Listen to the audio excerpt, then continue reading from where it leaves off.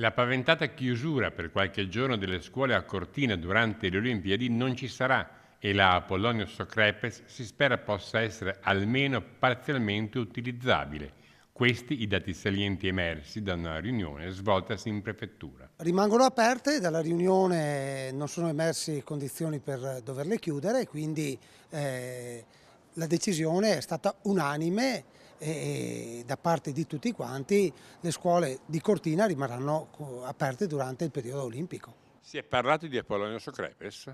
Si è parlato anche di Apolonio Socrepes, però il piano trasporti e viabilità prevedeva già comunque anche senza l'utilizzo dell'Apolonio Socrepes, quindi era già conformato anche in quel senso.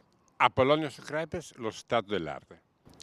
I lavori vanno avanti come programmato, il lavoro di impalmatura è terminato, nei prossimi giorni arriveranno le prime cabine e cominceremo a fare le prime prove.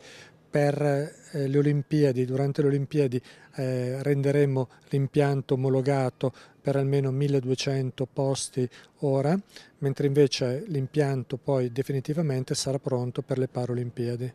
Quindi, durante le Olimpiadi in parte si potrà usare?